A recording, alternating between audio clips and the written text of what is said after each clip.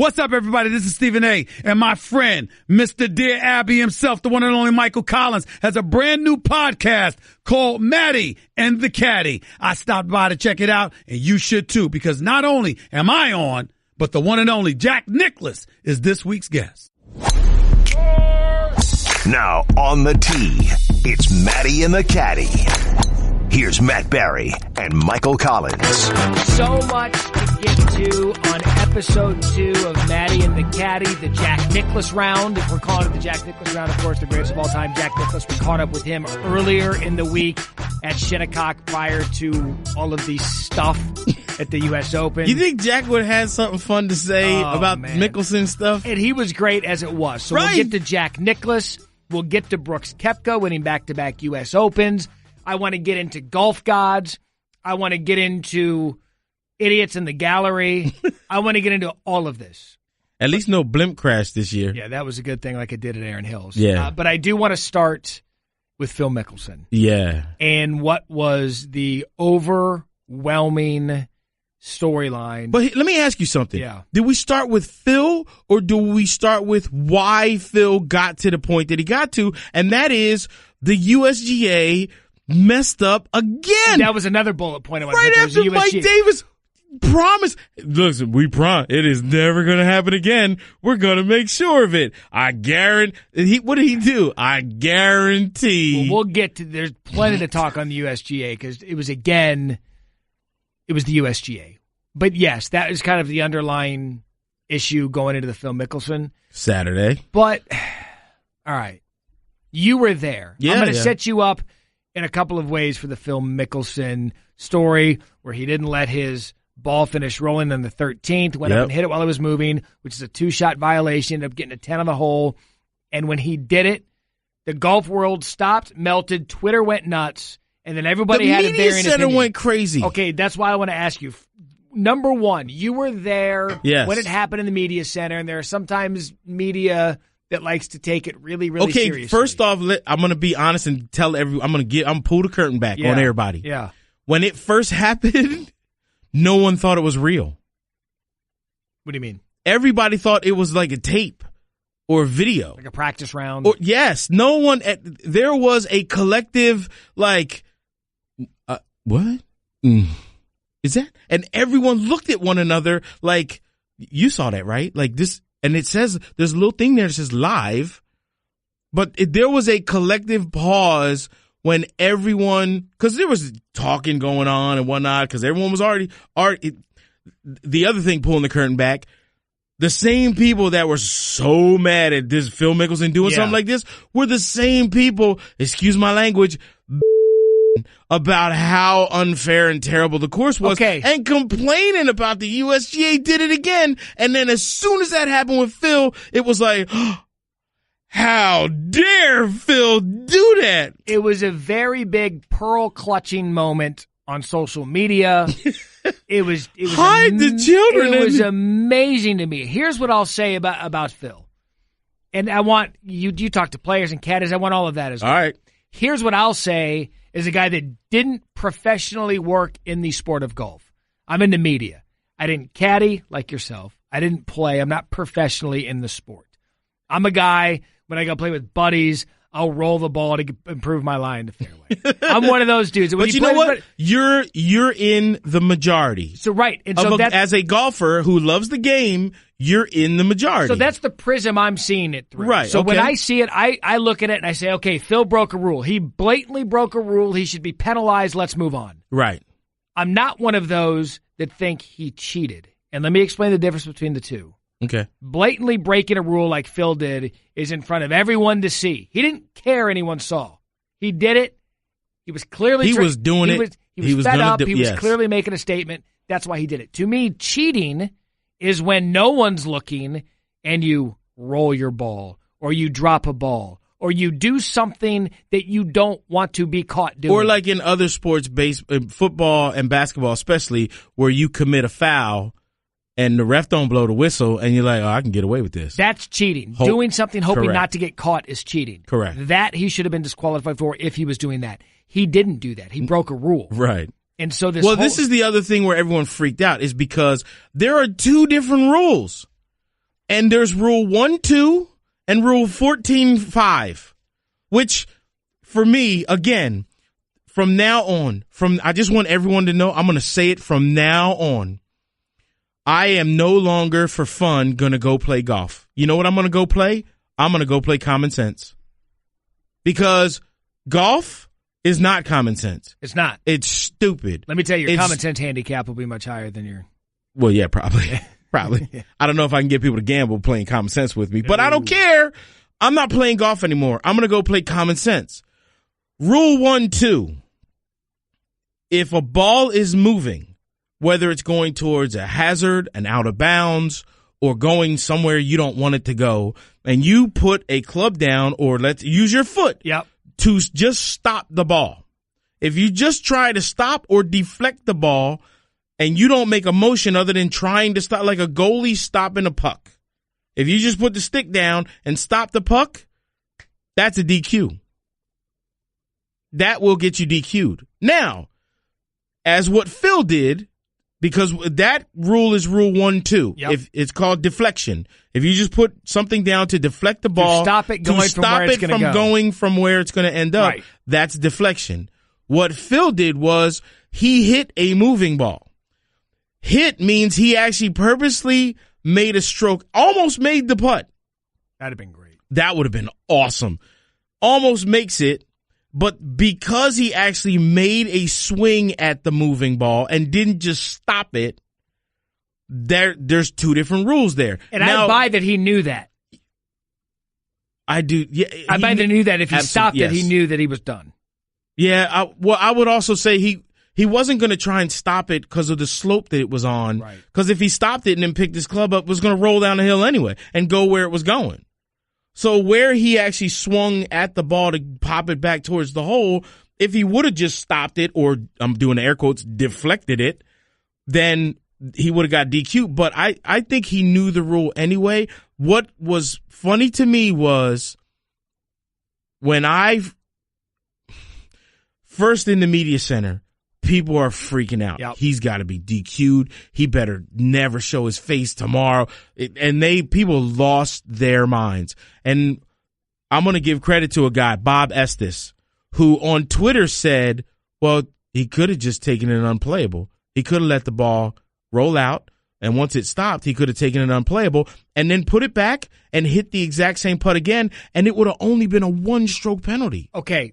Stay there because we get into the minutia of the rule. Yeah. Why do you believe the bulk of the media thought that he should disqualify himself or be disqualified? Why do you think that is? I truly believe that I'll say what Ian O'Connor said and he wrote a column. Yes, he did. And we were staying in the same house. And yeah, we are colleagues and I love Ian to death, but I am totally on the opposite side of where he's coming from. He said it violates the spirit of the game. That's what bothered him the most, is that it was all about intent. But where the USGA kind of did the Heisman in Ian's face was, Rule 14.5 is not a rule of intent. There is no you made a swing at a golf ball that was moving. Whether you do that in the fairway or on the green or on the tee, if the ball is moving if you top a ball off the tee and you run up and hit it while it's rolling, that's a 2-stroke penalty. There's no what was your intent there. That has nothing to do with what he said. But where everyone was mad and upset was children. What are you going to say to the children that are watching and see you set an example like that? And my comeback to that was, do you think children were watching what happened on Saturday? No. And if children were watching, do you think they're looking at that going, yeah, I would love to play that game? Children see much worse watching football, basketball, baseball, crotch grabs. My thing with the USGA, if your job is to grow the game, why did you do something so stupid to that golf course as to make kids watch and go, I ain't doing that. I'm not playing. Well, and that's the thing. That's the byproduct of where we now fast forward. Because I had you on SportsCenter on Sunday morning, and I had asked you, and I'm going to ask you again, because Saturday was such a clown show for the USGA to have a Hall of Famer, one of the legends of the game, pull that stunt, got everybody up in arms. What it did is it brought more attention to how awful the course was. I asked you Sunday morning, I said, you've talked to players, you've talked to caddies, what's been their reaction? What was the conversation? You don't have to give me names, but what were you hearing from players and caddies about Phil? It was the same as the general public. They were split. Phil fans, the people that love Phil and his fans are fervent. Which I do. And again, there's two camps. There's a Tiger camp and a Phil camp. I'm both. Yeah, well, I'm weird. I'm a fan of golf. Like people freak out that I'm like, I'm friends with both Phil and Tiger. Mm-hmm. Like I'm cool with them. And you got to pick one? No, I don't. I don't do that. The people that love Phil Mickelson were like, man, we so understand why he did that because it was so unfair the way it was set up. And the people that hate Phil were like, now watch and see what the USGA does to protect the golden child because there's nothing he could do. If Tiger Woods would have done that, they'd be calling for his head. And that was, and talking to players, I had two players that were completely split. I had one player telling me, good for him. Good for him. He should have done that. The USGA effed it up. I won't say what he said. And the other player was like, that's a shatty move. And it was, I'll just say another SH word that rhymes with gritty. Yeah. And he was mad. He was mad that Phil did something like that. Oh. One guy was cool with it and was like, good, Phil made a point. And my thing too is for all the people that are like, even if the USGA did mess the course up, that's not how to get them to really. Well, what is? Because how many times Sunday? How many times did you have what? Yeah, but it shouldn't get to that. Oh, I agree. And this is the thing: how many times does the USGA have to over? We'll do Charlie Murphy. The USGA is a habitual line stepper. They habitually step over the line. You know what I'm saying? They are habitual line steppers. And what's the only recourse for a player to get them to stop doing that? Exactly what Phil Mickelson did. Exactly what Phil Mickelson did. I agree. And my problem with the USGA is you did that to a golf course and then have the nerve to put on TV commercials of people just having a great old time. Just laughing, giggling, having a good time. Golf course at a green and lush and very little rough. Go out and if you only got time, just go play 9. Yeah. Have a good old time. And then you come back and then you come back to this. Yes. You've got brown greens and fescue the size of a toddler. And it just doesn't add up. No. And I want to know, because again, I didn't work inside the ropes like you did. I just want to know and understand why people were so, there was a part during the broadcast, I jokingly tweeted it. I'm like, all right, so let's handcuff Phil and throw him into the pit of misery. Someone did tweet out too that the president's going to have to pardon Phil. I just didn't understand. It didn't offend me. Well, bro, Curtis Strange, you could tell in that interview afterwards, Curtis Strange was not only, he was mad, and then when Phil gave him the answer, was then even ready to blow.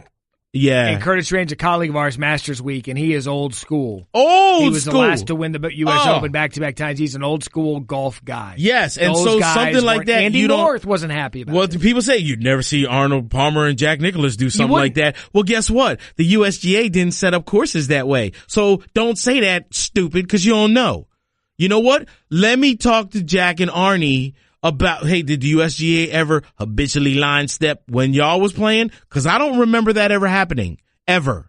I said this to someone. I said, what Phil Mickelson did was perfectly on brand for Phil. And people just kind of looked at me with the dog head tilt. Like, what the hell are you talking about? And I said, Phil Mickelson has always been a man of the people. He's always been a man of the people. And idiots like me and other people that go out and golf, they've done that 100 times. And so the reaction I was getting from people was like, good for Phil. I do it too. And the funny thing was, number one, so as soon as he does it, Beef goes, I'm sorry, dude. I gotta laugh at that. They both did. Beef bust up laughing at it. And then on walking to the next hole, Phil is smiling and giving the thumbs up to the crowd. That's what ticked people off. The old schoolers. Because not only I'm cool with that though. but like, not only do you break a rule in a U.S. Open, then you laugh about it. no. That's when it got bad. Well, this is where you don't understand crazy. Like, not everyone who snaps, and then, like, Curtis Strange. When Curtis Strange snaps, he'll F-bomb everybody. Andy's the same way. Yep. When Andy snaps, you know it because you see the steam coming out of his ears, and they're F-bombing and throwing stuff. Tiger. They're going absolutely crazy. All of them. But not everyone does that when they snap. Some people snap and do the and you're like, smile oh, snap. that's crazy. Like, you got to know, like, that's crazy too. It's like the girl that'll like just yell at you, and then the one that goes, "I'll find you." Right. There's two different types of crazy. So and you just think because he you're only snapped? looking for one, oh, he definitely snapped. And here's where he got called out.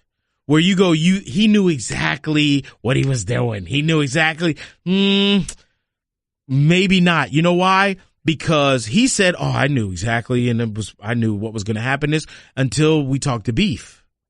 And I got Beef on tape saying the first thing Phil said to him was, I don't know what that is. So he said the same thing to the scorer too. I don't know what that is. Score-wise, I don't know what that is. Now, if you know exactly what you're doing and you know the rule, like Phil said he knew the rule, then he knew as soon as he swiped at it, that's 2 strokes. So I got to add 2 onto there. Now, I will say this, and I'm not trying to defend Phil, but when you make it 10, by about stroke 6, you ain't counting no more. No, you're done. You don't care. So when he made that swipe, he was like, that was either 7 or 8. I don't know. I don't think he snapped. I think he's like, the hell with this. I'm not going down there. This course is a clown show. No, when he started running towards that ball before it got to the hill, that you could almost hear the little right in the back of the neck. It's tough. I don't know. It's tough to think. My prevailing thought with the film, I don't blame him for why he Give me did. one guy. Even the guy who sent me the message and was I'm glad like, he did. Give me the guy. Even the guy who sent the message and said it was shady and blanky. Like, even he has to admit that at some point he's felt that way. He's gotten to a point, and I don't know one golfer, professional or amateur, that hasn't felt like that. How many times has Phil Mickelson been bitten by the U.S. Open? He's got a record 6 runner-ups. And the funny thing It's is, just been boiling his whole career. so John Daly does it and walks off the course. Like, when John Daly did it, he quit. He was like, I'm out. I'm not coming back. You can kiss my booty. Now Phil does it, and Phil's got the stones to go, no, I'll be back tomorrow. And people are mad. Like, this is the other thing where I get mad when it's the same people that are like, how dare Phil do that? He should have disqualified himself and walked away. If he would have, you know what you would have said? How dare Phil not come back and show the respect to the game to try? Like, you just quit? Do that. You're not going to try anymore? What kind of lesson is that sending the kids, quitting? You have to own up to your mistakes. And then, you know what? You come back tomorrow and you try again. And that's exactly what Phil did. Okay, so the reaction when he parred 13th and mimicked his celebration after winning a major. Well, first, let's go to 14. What he did afterwards, another thing where he had enough. This is another thing where it's the whole snap. The whole location on 14 was at a spot where he hit a putt instead of going for the hole. He hit it up the slope and then tried to bring it back. He was playing goofy golf. He was literally playing goofy golf, and then he made the putt from 3.5 feet for par there on 14 afterwards. After basically what he did on 13, he gets to 14 and hits the green in regulation and goes, all right, you want me to play goofy golf? And he walks off with a par.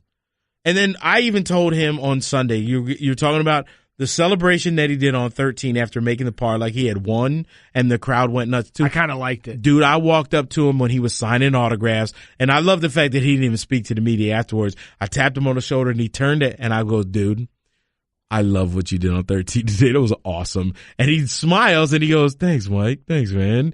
And I was like, I just wanted to tell you. That was awesome. I loved the celebration. So did I. What he did, as we segue into the talk of the USGA, he promoted a conversation that was bigger than the tournament. I know a lot of people didn't like that.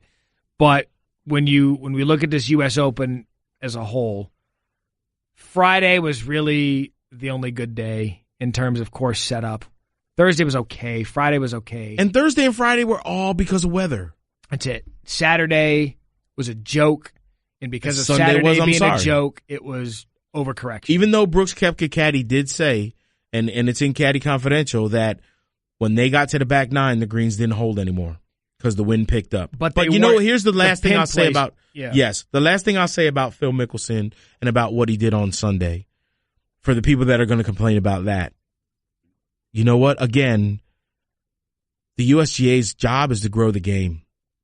What Phil Mickelson did on Sunday, if a kid was watching on Saturday and then came back and watched on Sunday, you just saw someone who got beat up by the game and by a hole come back the next day. And by the court of public opinion. Correct. And his peers. Come back the next day and go, today I won. And I got you, Mr. Hole. And I made my par. And guess what? When you get knocked down, I got back up again and I played the hole and I got it. Like, you go tell a child that that's a bad message. Tell a kid that from what he did on Saturday to what he did on Sunday is a bad lesson to learn. And I will tell you to put yourself in timeout. Yeah, Phil Mickelson's new again at the age of 48 because everyone's talking about him. Phil Mickelson is brand new all over again. I'll leave it with this on the USGA because I think we've kind of used that within the point of Phil Mickelson. Ricky Fowler was 19 shots better from Saturday to Sunday. 19 shots better. Don't tell me they didn't overcorrect. 19 shots better is a joke. And the USGA has to be careful because it's our celebrated national championship. And I watched, I'm trying to think of a term that's not going to offend people here. I watched two different people on two different days, and the course was the person. The course showed up in a horrible mood on Saturday, and you're like, oh my God, watch yourself. And that same person the next day comes up, hey, how are you? What's going? Great seeing you again. It's like, whoa. I brought snacks. Whoa. You told me you hated me to go to hell yesterday. Yes. That I'm the worst person ever. And then today you bring snacks. Right. Today you're inviting me to your house. Want to sit down? Just want to hug. It had an identity crisis. Yes. And I don't need that anymore. No. And you don't need that anymore. No. Golf doesn't need it anymore. The other thing that bothers me the most about the USGA is, have you ever heard of them messing up a U.S. amateur? No. You ever heard of messing up the course at a U.S. Mid-Am? Nope. I've never even really heard of a horrific incident at a women's U.S. Open. Yeah. Why? Why do you have such a problem with the professional men's game? Why do you feel the need to try and go, look at what we can do to these guys if we want to? If we want to, right. But the problem is then when you do it and there's a backlash, you go, oh, we didn't want to do that, but you keep doing it. What did you think of Mike Davis showing up on the Fox broadcast at the end of Saturday? I think that he didn't have a choice. No, I think that he had to. Yeah, he didn't have a choice. This is the same guy who, when we talked to him last year, said, I guarantee you Shinnecock like 2004 will never happen again. It'll never happen again. Okay, man. Mike. Hey, Mike. Lucas Glover's wife's right over there. Want to hang out with her for a little bit? It won't happen again. I promise. Oh, wow. You went there. Yeah, I did. Lucas Glover off the course. I did. Yeah, look. Only because I love Lucas Glover, so if I didn't love him, I wouldn't needle him. We will rank the 2018 U.S. Open at Shinnecock. It'll be the Phil Mickelson U.S. Open. We do want to talk about Brooks for a second, because to go back-to-back first to do it since Curtis Strange back in the late 80s, 88, 89, he showed exactly what makes Brooks Koepka great, his ability to overpower the tee, but he doesn't get flapped by anything. He's smart, and he hits putts when he need to. Rarely, other than any tournament in the U.S. Open, can you say a bogey won in the tournament, but I believe that bogey on 11 on the par 3 when he went long, chipped it back up and made that long putt for bogey. It's funny that you said he's that. Unflappable. I asked his caddy what was the shot of the tournament, and that's exactly what he said. Yep. He went long on 11, and he goes, his term was, we could have stood there playing tennis all day, which is going back and forth, back and forth. And he goes, the fact that he hit a good chip there knowing it wouldn't stay on the green, and then that bunker shot and making up 4 there, it was like that was it. You know, he had 2-3 putts all week. That's it. He was number 2 in driving distance. He was number 4 in greens in regulation, and he was number 2 in strokes gained putting. Like that, to win a U.S. Open, there you go. That's what he plays U.S. Open golf, and now you're talking about a guy like Dustin Johnson that has 4 top 5s in the last 5 years at U.S. Opens. We saw at a Brooks this weekend what Dustin Johnson didn't have going into the weekend. It was the putter. No, but Dustin Johnson, you know what? He got broke on that. What they did on Saturday broke him. He was 4 under. It broke into Saturday. Yeah, he had a 4-shot lead, and that course setup just absolutely broke him. Here you go. He played in the final group with Scott Piercy. You know what Scott Piercy ended at? Started at even going into Saturday. Let me guess. I think it was +8. Total? Yeah. 15. I'm sorry, what? 15. He shot 9 over on Saturday and 6 over on Sunday. Oh, my God. He ended at +15, which was a tie for 44th, but this is the USGA. But and it stinks because there's so many people at the USGA, like everyone that works in the media center for the USGA. Oh, just awesome people. Pete Kowalski and Steph DePilla. Like great staff. I love them, all of them. And the last thing I want is anyone who has done any kind of work for us in the media has always been fantastic and bent over backwards. And this is not a shot at them. And I don't want anybody like that I deal with every day to think that I'm taking a shot at them because it's not their fault. They had nothing to do with this. But Mike Davis is responsible. And I will say it right to his face. And I did afterwards. I kept saying, how come you never err on the safe side? Why he didn't want a 16 under par winner? He won't say that though. They won't say that. It's hailed as the toughest test in golf. What we saw over the weekend was an absolute tire fire. Amen. So Brooks Koepka, your back-to-back winner of the U.S. Open. Pebble Beach is next year, I believe. Could he win 3 in a row? Certainly. No one's ever done that. No one's ever done it. He appears to have the kind of game. He appears to be built for U.S. Opens. It's amazing to me now he's got more major championships than Dustin Johnson. That's a story for another day. Yeah. I did say that I wanted to get into golf gods, and I feel that it's the right thing to do. We've all played golf. Well, first, do you think Koepka can win 3 in a row? I do. Really? I think he is to a U.S. Open what Jordan Spieth is to a Masters. Oh, look at you. There's just something about the style of play that fits a guy like Brooks Koepka. Okay. I do. Yeah. Do you? I do think that his style of golf does fit the U.S. Open, but 3 in a row. It's tough. And the way that he had to go through what he went through to get to win this one, unless he's going to sit on a sofa from November past the Masters. Doesn't matter. He'll look like Popeye in the rough and just bust through it. The problem is, though, like because he was sitting on the sofa for so long, that made that hunger burn more than what I think it would have if he was playing throughout. Golf hunger or food hunger? Both. Weightlifting hunger? Yeah, well, Dustin Johnson? Yeah. Drinking protein shakes, doing curls. That's their thing. They love doing some protein shakes. That's what they do. Those two do. So, I know. Hey, look, we'll see if he can get it done at Pebble Beach. I started talking about golf gods. We all believe in them. Oh, golf gods exist. Oh, yeah. And for those who downloaded episode 1 of Maddie and the Caddy, the SVP round, we thank you for your support. We thank you for the feedback on social media. But you also, the prevailing favorite story from Maddie and the Caddy episode 1, the SVP round, was the one of Michael Collins getting fired by Daniel Chopra's wife and the fight that they almost got into at a tournament. So Michael texted me on This Thursday. is karma, man. This Wednesday or Thursday you text me? It was Thursday. Okay, so he texted me Wednesday. The podcast came out that Tuesday. So you texted me Wednesday, and Michael and I have been fortunate enough in our career to come across some really fun, interesting people. Yep. You have a fantastic Rolodex. I have a nice one. So we wouldn't be surprised by anything. So Michael texted me, it's in all caps and 75 exclamation points. Guess who just walked into the media center? And I'm like, oh gosh, this could be anyone. So for whatever reason, I still don't know why my person was Katie Nolan, but my response to you was Katie Nolan. I don't know why the hell I said Katie Nolan, but that was my answer. No. Katie Nolan? It wasn't Katie Nolan. So then he better shot of you say Katie Couric. Right. So then he fires back, check our Instagram. And I'm like, oh no. There's going to be a picture of Collins and like Snooki from. Oh my gosh. From Jersey Shore. No. So then I look and golf gods wanted this to happen.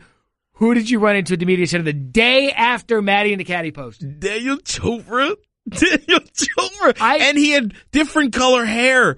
His hair is now dark. Walk me through the story, because I'm mid-walk, I'm dying laughing looking at this picture. Because I go, and it was at dining too. That was the ironic thing. So I'm in there getting ready to have lunch. I put my stuff down, and as I go back to grab a bottle of water, I'm walking back to my table, and I hear, "Hey, Mike." You just love that accent.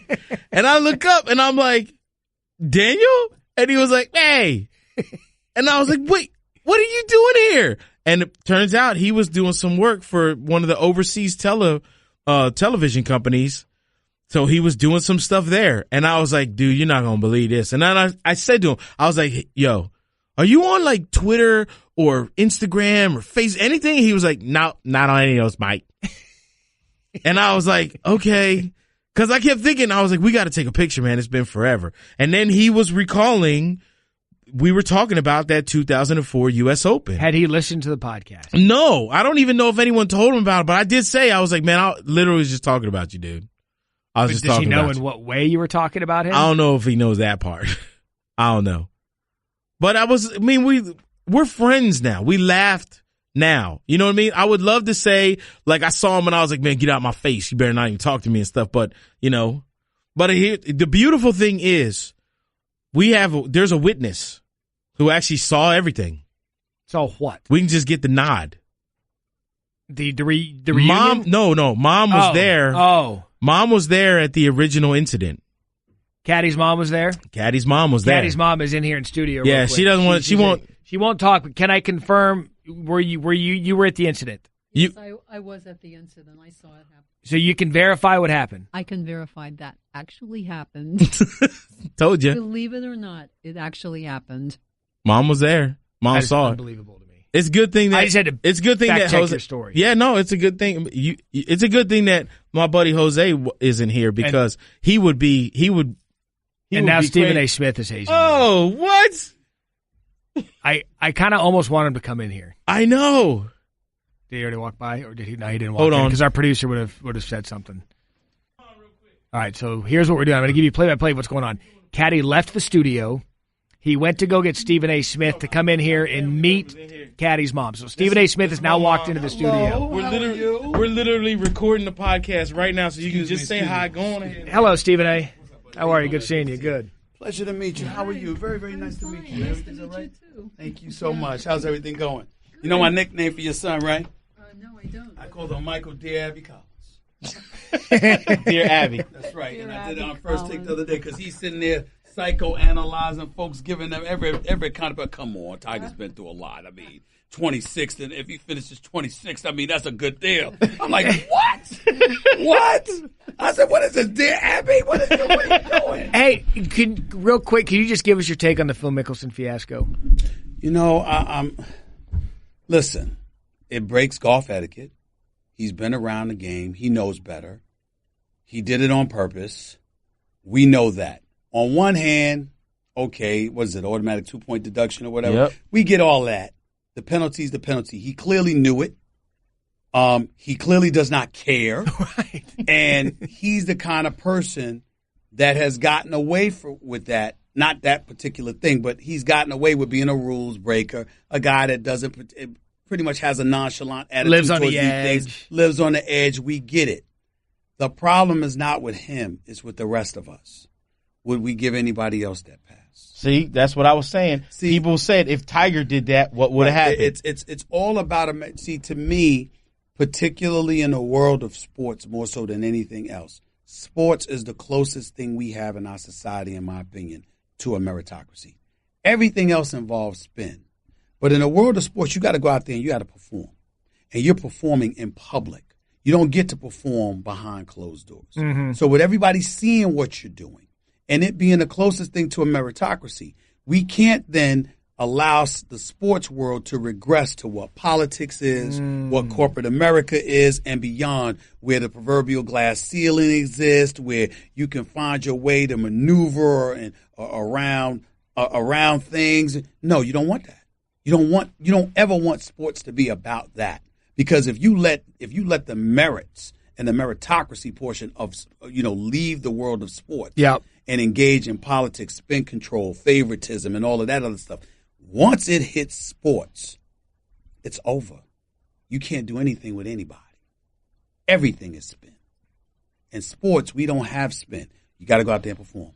You can sit up there. It's just like a player like gets upset because he doesn't like what I said or he doesn't like what I wrote or whatever the case may be. Oh, I'm not going to talk to this guy. Well, they didn't tell you. I don't have to talk to you to talk about you. You still got to go out there and perform. And I get to chronicle it. Right. So you don't have to talk to me. You can talk to whomever you please. It doesn't matter. You don't get to escape because you got to perform. This is the one venue. This is the one medium in which we get to do that. Everything else involves spin. It involves one's interpretation. It involves politics. It involves power. But in the world of sports, it's about your performance. That's what they market. That's what they sell. And that's ultimately what they get judged by. And that's what we have to keep them accountable to. And if we're going to judge other people, then we have to judge Phil Mickelson the same way. If we let him off, then we have to let everybody off. See, why didn't we just say it like that? See, why did you say it like that? You want to know why I don't wear? You don't want to know why I don't get suits as good as his? Because I can't speak as eloquently. Yes. That's why. I wouldn't go that far. Stephen A., thank you. Appreciate it. So that's just a day in the life of Maddie and the Caddy. You run out, you flag down Stephen A.Smith, he meets Mom, and then gives us a soliloquy on Phil Mickelson. I thought it was fantastic. All right, before we get to the Jack Nicklaus interview, so the Chopra thing was phenomenal. Oh, just the karma. It's karma, period. The fact that we put that podcast out, I had never told the story and who it was. Yep. I had never put that out. Our podcast was the first time I'd ever publicly said who the incident happened with almost getting in a fight on the golf course. And then the fact that at the U.S. Open, where, again, I told that another story about being at the U.S. Open with him, the fact that he showed up there was crazy. That, to me, was the golf gods at work. Yeah. And if you haven't listened to episode 1 and you don't know what story we're referring to, subscribe, download to Maddie and the Caddy, and listen to episode 1 of the Daniel Chopra story. And I promise that I will tell how Steve that's Williams, a new segment coming up at the end of the podcast. But coming up next, the greatest of all time, Jack Nicklaus. We sat down with him at Shinnecock. We sat down with him prior to the start of play. So if you're wondering why we don't get the Phil question in there, anything about the tournament, it was more about Jack, the person, going into the U.S. Open. Ice cream. That coming up next on Maddie and the Caddy. Everyone in the neighborhood knew about Bobby. Bobby, the basketball boy, they called him.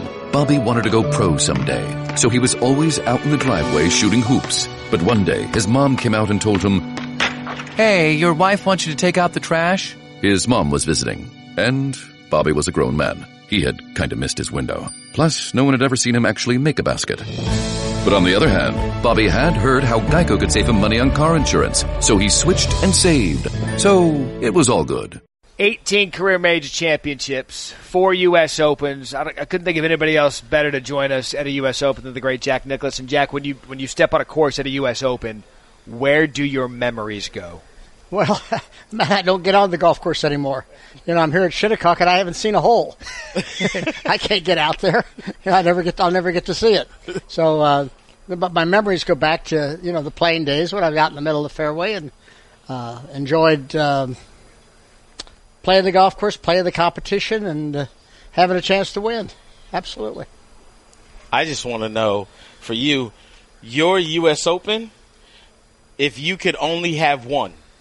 If they go, okay, you have... No, don't ask that silly question. But let's ask something realistic. Okay, here's something realistic. If I could get my 5th one, how's that? Yeah, there you go. Okay, so, I love that, too. I'll go back and break Watson's wedge. At Pebble. That'd be funny. You'd just be in the corner and then go, "Hey, Tom, have you checked that? Because it looks a little bent. Looks like it's unplayable. I don't think you're allowed to use that in Tom. I think you got to take that out of play. Hey, good luck here with this chip. Bye." Do you do that, though? Do you go back at some of these tournaments that got away and think of specific moments if you're just having a time by yourself? Well, I have two two people say, what's the best shot or two you'd like to have back in your game? I say Watson's chip at 17 at Pebble Beach and Trevino's chip at 17th at Muirfield. If I had those two back, I won both tournaments. You'd rather take them back from them for your own. And you look at where the game of golf is. The thing that I love about it is it's the one sport where legends collide with the up-and-comers. When you look at where we sit right now in the sport with the Tigers and the Phils playing competitive again and some of these young up-and-comers, how healthy is the sport in your mind? I think the sport of golf, from a competitive standpoint, is as healthy as it's ever been. As a matter of fact, it's unbelievable. I mean, people say, who do you think is going to win this week? I said, I don't have the wildest idea. I mean, they've got so many players that are playing well and so many good players that, that's what makes it great. I mean, when I played, it was like, well, who's going to win? I said, well, it's going to be Nicklaus, it's going to be Palmer, it's going to be players, it's going to be, maybe Watson or Trevino. I mean, that's about what we had. We had a couple other guys that they were occasionally there and so forth, but those are the guys. Then when Tiger was playing at his pop, it was Tiger, and you didn't really have anybody else who was really challenging. Occasionally Phil would have been there, or Ernie, or maybe VJ. Yep. That kind of thing, but they didn't really. You can always name just about four. Today, I think you go back where I think Phil is still very competitive. Tiger is now becoming competitive again. You go back to you got Dustin, and you got Ricky, and you got Justin and Rory. Yeah, Rory hasn't gotten into form yet. Jordan, and I mean, you just keep in Hideki, and you go right down the line, and you look at some of the new guys. DeChambeau, and you look at Ben Hahn, who almost won our tournament, and you got player after player after player that are good players and are capable of winning any week. And I think from that standpoint, golf is in the best state it's ever been. Now this is all your fault, though. Why is it my fault? It's your fault because you raised the level. So you raised the level to here, and then that meant Tiger was watching you. Put your records up on his wall in his bedroom when he was a little boy. You got to keep going on this, Michael. I don't know where you're going, but that's okay. So it's going to take a while. Here's the thing. No, hear me out. You raise the level, so now Tiger puts the records up. So now he comes along, and after you're out there, then you got like Norman and Nick Price and Faldo, and they're up there trying to catch up, and there's a little battle for who's going to be at the top, and all those guys are just as good, but no one shines. And then here comes Tiger. And Tiger comes out and goes, okay, I'm going to try and do what Jack did and try and take it to the next level. And he does. And he's working out. He basically went, I know Gary Player doesn't do 1,000 push-ups every day. I'm going to do like 150. I'm going to get big. I'm going to work out. I'm going to eat healthy. But I'm going to try and play like Jack. How do you know Gary doesn't do 1,000? Okay, so maybe 750. Maybe 750. Oh, it's okay. I'm just going to say I'm not going to be there just eating 2 pieces of fruit with him while he's working out. No, that's right. Like he said, but I'm just saying. You're going to have 2 milkshakes. Right? You're dang all right. I'll be drinking milkshakes watching him. Hey, that's 120.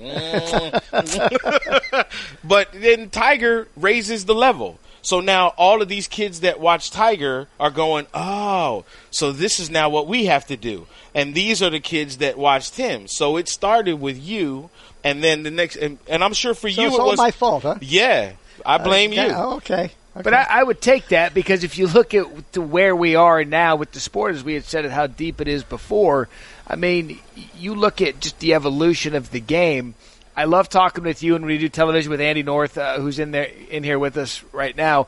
We love talking about the equipment. What would your game have done with the equipment that these guys are playing with today? Who knows? I don't know. I think I'd have done fine with this equipment. And I think the good players would have done fine with the equipment I had. I think that a champion would have been champion in any era. Yeah. Yeah, I think they would have accommodated to what they have and what there is and how they had to play. I mean, we had to go back and play gutta percha balls. I'm sure that the best players today would be the best players back then. So 24 majors for you. yeah, because wait a minute. No, I don't know. Hold on. You hit a woodhead and a balata wound golf ball 300 yards.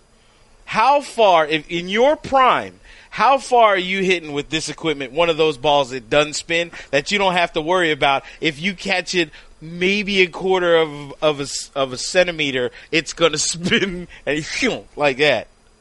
So how far are you? I don't know, Michael. I suppose I'd hit it a long way, but a lot of guys hit it a long way. Fair enough. And that's okay. I mean, I think that, and I have no idea what my club head speed was. We didn't measure club head speed back then. We didn't have it. I mean, the first time I had my club head speed measured, I was 58 years old, and I was 118 mile an hour. At 58? Wow. That's what I had. I had it done out in California, and they said, you want to see what your club head speed is? I said, I've never had it done. I was 118, and they said, there's one guy on the senior tour who was the same as I was. Jim Dett was 118. And so he was also known as a bomber. Yeah, Jim hit it a long way. And so, I don't know how fast my club head speed was when we played, but obviously it was faster than that. But, there's a lot of guys that are faster. There's a lot of guys that hit long. The guys today, I mean, I used to be, Arnold called me Big Jack. I mean, good gracious, I'm anything but a big guy. I mean, when I was playing, I was just shy of 6 foot and about 185 pounds. I mean, there's 100 guys out there that are, 4 inches taller than I am and 30 bar pounds and get tremendous amount of club head speed. So those guys do bomb it. Yeah, but tell me about that 1963 PGA long drive contest, though. Oh. What about it? Oh, what? It was just a lightning in a bottle, Hold on. Is there a farm around here? Because I smell bull. Yeah. Anyway. Tell what happened there. Oh, we had a driving contest. Actually, it's the first one that we had in the PGA that I competed in, and I hit it 341.17. Wait, 1963. Wow. What was the driver you were using? It was 42 3/4 inches, a dynamic S shaft with 11.5 degrees, wood driver. Wood. And what was driver. the golf ball? They all put the same golf ball. I think they put out Titleist for everybody, and so we all hit the same ball. But 341. Oh yeah, but it was downhill about 4 feet. So he's still so modest, even with the yardage. Jack, there was something that came out the other day that they posted a schedule of what your schedule was as an 11-year-old in the summer, and it came out on social media, and I saw this. And I haven't seen it. This is what they said your schedule was as a child growing up. Oh, this is what this is what I used to do every day. And if I wasn't playing a tournament, I'd get up in the morning. Right. And we had to play before 8 o'clock because juniors had to play before 8 o'clock. So I get up in the morning and I walked to the golf course, and the fourth hole was right maybe 500 yards from where I live. So I went down a park and between two houses, and I got to the fourth hole. So I played down the fourth hole, played the ninth hole into the clubhouse, and get there so I could still tee off by 8 o'clock, or before 8 o'clock. So I go play 18 holes, come in, we'd have lunch, go hit balls. Jack Grout would either come out and watch what we're doing and so forth. And then when at 4 o'clock, juniors could play again. So I went out and played at 4 o'clock. I played another 18 holes.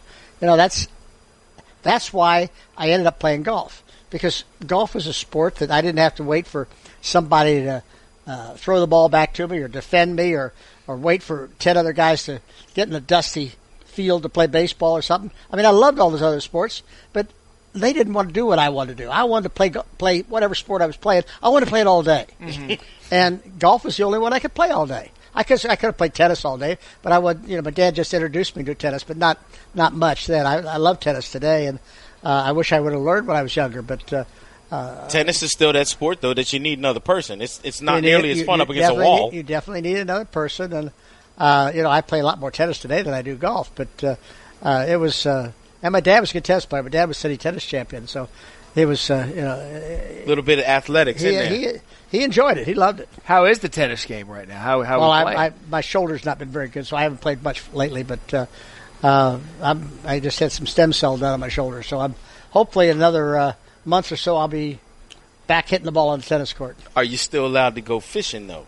I can do fishing. Fly fishing? I do a little fly fishing. I went last week. Barbara and I went over to the Bahamas, and we caught a fair number of fish. We had a great time, and caught a couple of friends of us. Sherry and Jack Nicklaus went with us, and two friends of ours from a college fraternity brother. Really? Yeah, we've been friends for 50 years or 60 years, whatever it's been. I guess 60 years. And we all had a great time and caught a lot of fish, and the weather was good. And how can you beat that for a little bit of about 3 days off? And I love the fact that Barbara is just as competitive bone fishing against you. Barbara, Barbara used to go. She said, "Oh, I can't throw a fly rod. I can't throw a fly." I said, "Barbara, you can catch a trout." And she says, well, I can't catch a bonefish. That's harder. And I said, and she used to throw a spinning rod with a shrimp on it. So one day I said to her, I said, Barbara, now you got to throw the fly rod. Let's see what happens. You can catch a bonefish. She threw it out, stripped the hook. Bonefish took it. I've never seen a shrimp since. Unless you're eating it. She does. Yeah, that's right. But she does well. She does really nicely at fly fishing, and she enjoys it. She has fun with it, and she's a great fishing companion for me, and it allows us to spend more time together as a family because all my kids love to fish too. That's so cool. I want to go back to Augusta because we were all there with ESPN for the Masters coverage and your grandson GT hitting the hole-in-one. Where does that rank now that you've had a little bit of time? And thanks for making me cry too. You did. I don't know anyone who saw that live, or even my friends who saw it on tape, then text me after I said turn on the TV right now and said, why did you just make me cry? And I was like, I didn't make you cry. You blame Jack. It's his fault. Where does that moment rank for It you? was pretty high. I would have to think that, when you do stuff yourself, you work at it and it happens and you move on. But when one of your kids or one of your grandkids, particularly your grandkids, do something, and it's so special. And I just hit that, and we had talked about it. He even told his dad the night before, wouldn't it be great if I could make my first hole-in-one at Augusta tomorrow? I mean, how do you talk about that? And then he knocks it in the hole. And of course, his name is Gary Thomas, after his son or after his father, and his father's named after Gary Player. So Gary Player was in the group. So Gary was there and comment, and you thought he was one of Gary's sons, right? Yes. I mean, the way that Gary celebrated. That's why Gary was so excited because he feels that feeling and affection towards GT, and so we all had a great time. And that shot. I mean, GT's going to be a nice player. I took him back to Augusta a couple of weeks later with his dad, and he plays all the way back. I go up to the front tees and he plays back. And he was even par for 14 holes, and he did bogey in, but 76 is still a pretty good score for a 15-year-old. Absolutely. And people don't know this too. He's musically talented as well. He's very talented. He plays a piano, plays a guitar, he sings, he writes his own music. He loves it. He is a ham. I'm telling you, really? He loves to be in front of a crowd. Somebody say, comedian. You want to sing, GT? A lot of people out there, oh, yeah. So how has his celebrity risen from that moment at the Masters? I bet he's been eating it up. He was that way before that. Yeah. And I mean, I don't worry too much about him. He's pretty grounded. Yeah. A lot of kids, you worry about him scratching their ears out here about 3 feet, Mm-hmm. But I don't worry about GT. He's very grounded, a good kid, straight-A student, and he's a good kid. I want to ask you this, Jack. When you've got these young stars, and another thing I love about golf is the young players can seek knowledge from the greatest. When one of these young players comes up to you and they said, Jack, I need one piece of advice from the greatest of all time, what are you telling them? Well, I don't really tell them one piece of advice. If the guys come, and I'm very flattered that they do come to me, is I want to find out what their problems are, what they're thinking, or what they're doing, so that I can tailor my answer to what really can actually help them rather than just give them. I don't want to interject something that they don't need or be part of. And I don't want to inject anything unless they want it. I mean, I've got 30 of the young pros are members down at the Bears Club. Mm-hmm. It's our club in Florida. And maybe 10 or 12 of them have come to me and said, can we have lunch? I'd like to talk to you, Mr. Nicklaus. And talk about this, talk about that. I said, fine, delighted. I'm happy to help anytime they want to do it. And we sit down, and I say, yeah, what's on your mind? So I let them talk. And if I can interject something that will help them, it's fine. I do not want to get in and start saying, I think you need to do this. Mm-hmm. That's the last thing I want to do. I want to help them. I want them to enjoy the game, give them a little help that maybe can help their career, and give them a little, just a little tidbit that can move here and there. If they want me to do more, I'm happy to do more. But they've all got their own teachers and their own people, sure. And I don't want to interfere with their teachers. But still, you got do it the right way. Yeah, you have the house where you got the cool house. You got the house where the cool kids want to hang out and want to pick your brain. Is there a part of you that's like, I didn't necessarily expect this, but it's pretty nice. Well, no, I didn't expect it, Michael. I never have expected it. I mean, I've got 22 grandkids, so and my kids never ask me about advice. You know, so kids never ask a dad. That's kind of funny. No, that's true. Dad don't know. No, that's not actually the truth. But of course, but but you know how kids don't really come to their dad. I remember Jackie told a story the other night. He said, "Remember, with 13th hole, he was playing at a junior tour. He was 13 years old. He was playing the 13th hole, and he hit a putt. And he lifted his head badly and hit a bad putt. And I looked over. I said, you know, fundamentals. You got to keep your head still." And he walked off with the kid he's playing with. He says, "What was that all about?" He says, "Oh, it's my dad." He says, "He doesn't know anything about this game." So, but that's typical of a child. Yes, that's very typical. So, but the kids that are on tour are not my kids, but to have a 22-year-old come to you and ask you a question to a 78-year-old is kind of unusual, but a lot of them have, and it keeps me young, keeps me involved in the game of golf. It's very flattering to me, and I think I can actually impart some advice that can help them. And I'm going to ask you for a favor. Next year at the Memorial, I need you to post signs everywhere of his picture, and do not serve him any more milkshakes. Oh, no. What we do is we make about 48 different flavors. Yeah. And Michael's only been through 43 of them. Oh, no. He's got 5 more flavors, and he's got it, but he's got to test them first, and then he has to come back to make sure he likes them the second time. So you got to wait a couple years for that. Couple years, and then it's done. Then it's done. Then we'll cut him off. He knows me, and this is your ice cream. How did you decide to come when you came up with your ice cream? I want to know all about that as a guy who loves ice cream. Well, the Schwann Food Company up in Minneapolis or Minnesota, Marshall, Minnesota, actually, came to us and wanted to get into the retail business and ask us if we would like to be involved. I said, "Well, I don't get involved unless we really are involved." So Barbara and I got involved with the makeup of flavors and testing them and changing them and so forth. And we ended up with, I think we got 14 flavors of ice cream. And, it's good ice cream. The trouble is it's a hard business. Yeah. It's a hard business to get into. And, it depends on what the buyer at a store wants. And you got to tailor to him. And some stores will take 2 or 3 flavors. Some will take a bunch. I don't know. But, it's that part's a pain in the neck. But the ice cream's really good. Yeah, how many people hit you up for, like, their dream flavor? Like, Jack, make me this flavor. Well, we probably got most every flavor anybody would want.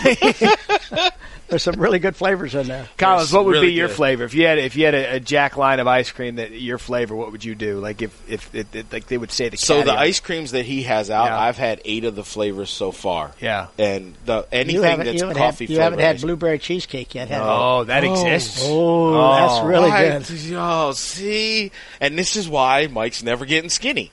So, because every year there's a lot of good ones. I know, and I'm gonna taste them. I don't know, but before we let you go, I got one bone to pick with you. Okay.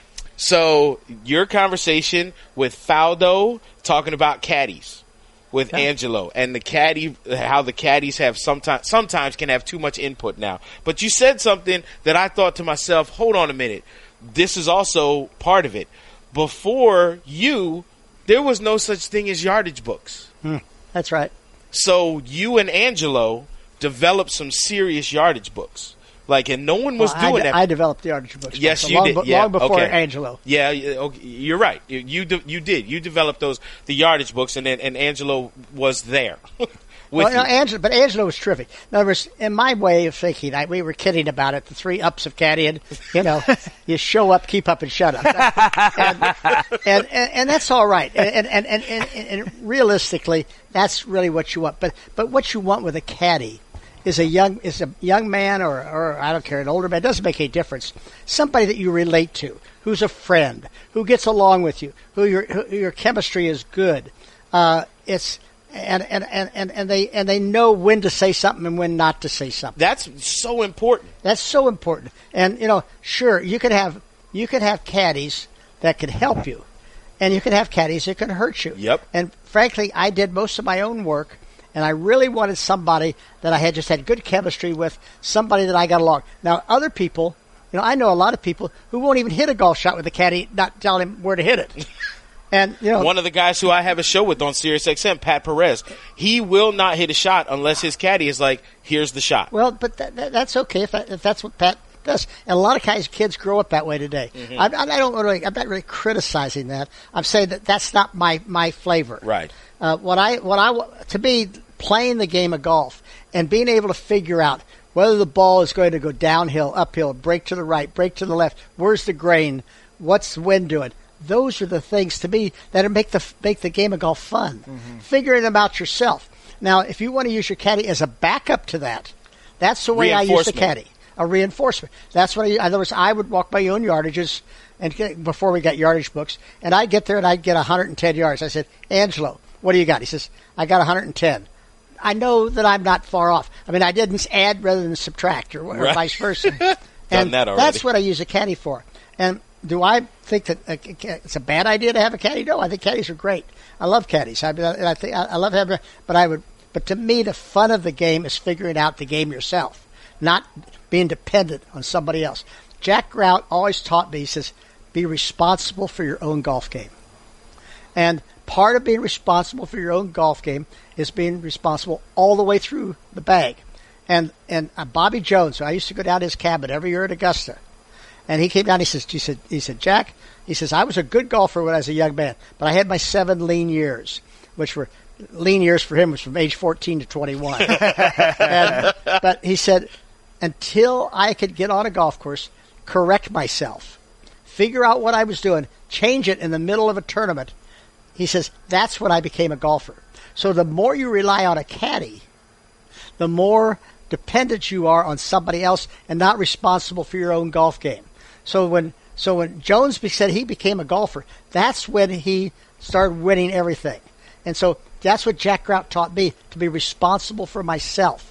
So that, and I said all the years of my caddying, even when I had my kids caddying for me, who were great caddies, they're probably the best caddies I ever had, actually. They never told me what club to pull out of the bag. Or what shot to hit. They don't know what you're going to hit, how you're going to hit it, how you feel. And if somebody else puts something else in your mind, I think that makes it very difficult. To be 100% confident in the shot you're going to hit. Even if it was wrong. If I even had it wrong and hit the shot the best to my ability, I think I'd be closer than if I got confused and didn't know what shot to play and swung at it. And the only person that you would be able to blame would be yourself for that. And I don't want to blame somebody else. If I make a mistake, it's my mistake. Jack, you're the best. We appreciate your time. Man. And little do you know that you've now given me a motto to use on our podcast with our caddy here. Show up, keep up, and shut up. That's going to work for him now, that's right? And make sure you use that with milkshakes too. Yes, Michael. That's how I can shut up. I'll just be eating ice cream and talk. And it shakes up. Shakes up. Jack, thank you so much. My pleasure. Man, this was fantastic. You don't have anything on your bucket list, do you? No, just to hear and talk with you, Michael. Oh, man. See? That's what I'm talking about. Jack Nicklaus, the greatest of all time, period. You know what my favorite part of the Jack conversation was, and we'll post pictures on our Instagram. Just do the social media now, at Matty and Caddy, Matty, M-A-T-T-Y, the word and Caddy, C-A-D-D-I-E, both Twitter and Instagram. We'll post pictures from our interviews, etc. But the one thing that I loved about the Jack conversation, just because of the greatness that you're in, but then he held serve with us. He held it down for 30 more minutes after the interview. And you had a train to catch. I had to catch a train. Yeah. I had to drive you. And you and you had to do a hit for SVP. Yep. And we're sitting there looking at each other like, I'm not leaving. I've got to go. I ain't leaving. Can't leave. You leaving? I'm not leaving. That's how, for me personally, that's how I know, like, I can call Jack Nicklaus my friend, is because even when we're not working and we're not doing the job of recording stuff, we still just stand around talking. And the fact now to know that he's comfortable enough to want to hang out with us afterwards and tell stories and just start needling and talking back and forth. It still gives me goosebumps. And I told you there's only one guy that I get butterflies when I gotta talk Mike to was interview. Pacey. You were patient. I was pacey and stuff. But then he puts me in such ease because once we start needling each other, and my favorite part was talking about the yardage book stuff and then the caddy stuff. Oh, I'm going to print a T-shirt that says "Show up, keep up, shut up." That's the official motto of the podcast. Show up, keep up. As a caddy, I will set it on fire while you're wearing it. No, you won't. Yes, I will. You need to just adhere to that standard in perpetuity. So our thanks to Scott Tolley and Jack Nicklaus for making time for us at the U.S. Open. It was really a bucket list moment. There's now a tour going on, I believe, outside our studio. I know. And I feel like a goldfish. It's either rookie camp or a tour. And now Michael is running around like a pterodactyl, and people are laughing at him. It's like a goldfish. We are in the middle of a fish bowl. Yeah. So our thanks to Jack, Scott Tolley, and his entire staff for bringing Jack out there. Looking back, we're going to be on unlike we're not going to break any rules like Phil Mickelson on this here podcast. Nope. And looking back at the SVP podcast, the SVP round, looking back at that scorecard, I thought we scored pretty well. Yes. But we did find one spot where we may have made a mistake. Where Maddie and the caddy bogeyed. So we bogeyed the story on how Stevie Williams saved you a 2-stroke penalty at the U.S. Open at Shinnecock in 2004. Yep. I've had more people reach out about that story. So that's where we bogeyed. So please make the bogey a par and tell the story how Stevie, Tiger's caddy at the time, saved you 2 strokes. So I let everyone know that I was caddying for Daniel Chopra. We get paired with Tiger on Saturday, and the course is burnt out, and it's the first hole is playing downwind and is reachable. So both Daniel and Tiger hit driver. They both end up in the front left green side bunker. Tiger plays the bunker shot first. Me, all excited, I'm going to help out. So I'm going to grab the rake and jump down in the bunker and fix Tiger's stuff. You know what I mean? I'll rake Tiger's marks. At the time, that would have been a 2-stroke penalty because Daniel hadn't played his shot yet. It's no longer a penalty. But then it was. Stevie is leaning on the rake. The rake, the bottom part of the rake that you actually do the raking with is on the ground, and he's leaning on the handle with his left hand. And I go to grab the rake out of his hand, and it doesn't move. And he's not even looking at me. He's just looking kind of out into the sky over there. And I'm... And he would let go. And he's a strong dude. He wouldn't let go. Now, you have to understand that he didn't know me from Adam. I was just some idiot rookie caddy that he had never been paired with before, who's going to go try and get a 2-stroke penalty. And because the caddy brethren is so small, he wouldn't let me do it on a stage that big. And he didn't have to do that. He could have easily let go of that rake and was like, knock yourself out, stupid.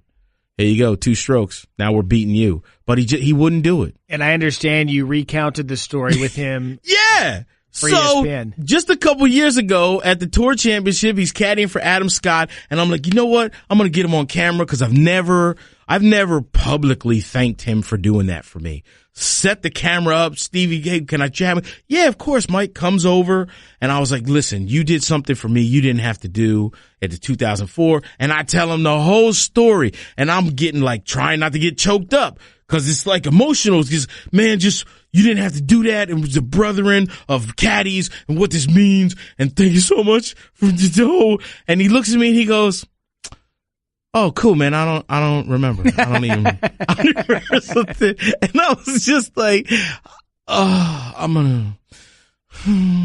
That was your moment. Like you were in love and he was in like. Wasn't even in like. Yeah. He wasn't even like, look, what I brought you to something so wonderful and beautiful. And he was like, hey, do you like cars? No, what?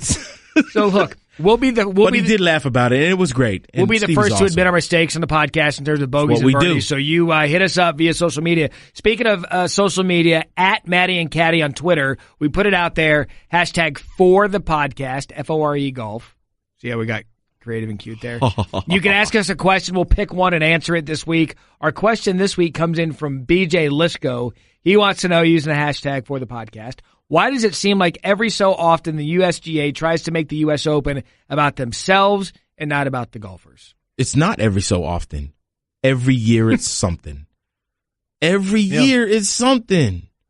And it's a shame. It's almost as if they want to prove they're overlords of golf. Yeah, and then when someone shows them up, Phil Mickelson, instead of people going, see? Stop trying to make it about you, or someone like Phil's going to do what he did. No. too many people just go, how dare Phils? Like even what Stephen A was just saying earlier. I love Stephen A to death, but to say that it's a meritocracy, this is the dude that covers basketball. So Wait, LeBron. why are you saying this now? Why don't you say it to his face? Because he was getting ready to leave. Say it to his face next time. I will say it to it. Next time I'm on the show, I will. But when and I love what he was saying and I understand it. But to say it's strictly a meritocracy is to forget that LeBron gets calls that other players don't get. That's true. There was a whole book called The Jordan Rules that came out about how Michael Jordan got totally treated different than anybody else on the Chicago Bulls. So yes, in theory, a meritocracy is fantastic, but is it a reality? No, it's not. There are superstars in every sport, and those superstars get treated different than the regular old Joes that no one's ever heard about. And is that okay? Well, whether it is or not, it is going to happen. Been a much better moment if you said it to him. Now you got to say it when he's not here. It's been a bunch because then you would have been arguing with him right now. Exactly. So now you're tough. No, you are a microphone's version of Twitter tough guy. Right See, this is messed up. All I was thinking was, this is awesome. Stephen A. came in to chat with us for a second, but guess what? We still ain't talked to Jack Nicklaus yet. We ain't done. We might want to take some time for the Nicklaus thing. So I'm not going to get into. I see what you're saying. Like you were trying to save time, like actual minutes and seconds for the podcast, rather than just man up and say, you know what, this could be a moment for the podcast. The Nicklaus was the moment, man. That's the point. The Nicklaus was the moment, not the Stephen A. Smith. Guess what we can do? What? Mr. Why you man up and say nothing? You know what we can do? Stephen A's in the building. Now we're gonna have time. Next time we come up here, we can have a podcast with Stephen A on. You know what? We will. So there you go. And what I'm gonna guess what I'm gonna say? What? I'm gonna say everything I say right now to his face. He'll forget that, like Stevie Williams forgot about saving you 2 strokes. Guess what we have? We got a cool producer that's recording what we're doing right now. Stephen A.Smith does 30 hours of TV and radio a day. He's not gonna remember this conversation with this little podcast. You think he's not gonna remember calling me Abby? Dear Abby? Yeah. I know he's going to remember that. Thank you for the listen on the Jack Nicklaus round. Caddy, who do we have next week? A guy who I consider someone like my big brother, but a guy who in the entertainment industry is a titan, especially when it comes to comedy, but who also grew up with a love of golf that few other people have. Avid golfer. Avid golfer, and who may say, but has told me and has said publicly on many occasions that if he and I would have known each other when we were younger, that we would be the next Trevino duo. We'd be the next dynamic duo. We've teased it long enough. Who is it? George Lopez. Can't wait. I can't wait either. I can't wait to talk to George Lopez. We had lunch with him, incidentally, in West Palm. You and I did when we were first talking about this podcast. Yeah. So I can't wait. You've got a great relationship with him. I met him for the first time then. Can't wait to sit and talk golf, life, and everything in between with him. Our thanks to you, the beautiful listener, for the download. Please subscribe. Give us comments. Give us 5 stars. Apple Podcasts, Maddie and the Caddy, the ESPN app.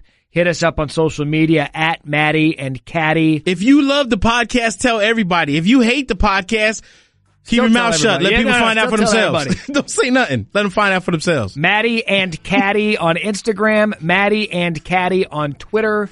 We appreciate all of the feedback from episode 1. I look forward to next week. I know. With George. There's going to be a lot of beeping out that way. A lot of bleeps. That's okay. That's fine. Yeah. You know what? Maybe we'll let Mom sit in because then he won't. He won't care. We want him on. We want him. For the Caddy, I'm Maddie. We appreciate the support, the download, and the listen. Have a great week. Hit them straight, and we'll talk to you next week. Thanks for listening to Maddie and the Caddy. Check out more great ESPN podcasts in the ESPN app, Apple Podcasts, or wherever you listen to podcasts. Maddie and the Caddy.